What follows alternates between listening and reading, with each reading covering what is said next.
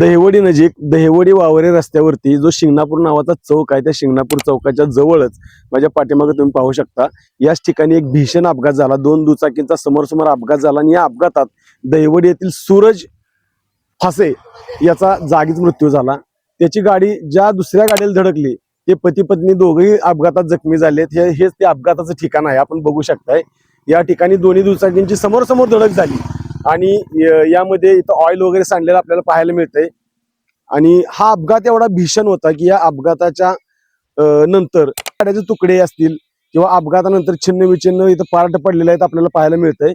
खरं तर हा अपघात दोन्ही गाड्या वेगात होत्या असं इथं काही लोकांनी सांगितलं। खरं तर सूरज फासे हा एक होतकरू तरुण होता आणि ते बहीण आणि त्याचे दाजी आल्यामुळे तो खरं तर घरी आला होता। सूरज हा एका कंपनीमध्ये काम करतो, जवळच एक मका कंपनी आहे, त्या मका कंपनीकडे जात होता आणि जात असतानाच हा भीषण अपघात झाला। खरं तर त्याच्या अपघाताचं वृत्त कळल्यानंतर दहिवडीतील अनेक मित्रांनी त्या घटनास्थळी धाव घेतली होती। त्यानंतर अँब्युलन्सला बोलवण्यात आलं, मात्र सूरजचा यामध्ये मृत्यू झाला। त्यामुळे संपूर्ण दहिवडी शहरात खरं तर हळहळ व्यक्त होते। आपण अपघाताचं दृश्य ज्या ठिकाणी अपघात झाला ते अजून एकदा पाहूया। हेच ते ठिकाण आहे आणि त्या गाडीमधले ऑइल वगैरे सांडलेलं आहे। त्यानंतर इथे एक लोकवस्ती आहे।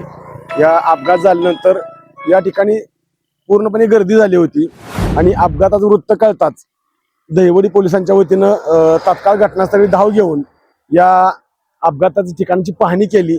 या ठिकाणी पंचनामाही केलेला आहे। सध्या अपघातामध्ये जे जखमी झालेले दाम्पत्य आहे ते मोही सोकासन परिसरातील असल्याचं समजतंय आणि ते सध्या जखमी अवस्थेत दहिवडीतील एका खासगी हॉस्पिटलमध्ये उपचार घेत आहेत।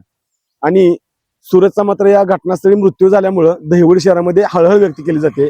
खरं तर वेग किंवा हा अपघात कशामुळे झाला ते पोलीस तपासात निष्पन्न होईल, पण आज खरं उमदा आणि होतकरू असणारा सूरज हे जग सोडून गेलाय ही फार दुःखद आणि गंभीर बाब म्हणावी लागेल। आपला आवाज न्यूजसाठी संदीप जठार, दहिवडी। न्यूजसाठी संदीप जठार, गोंदवले।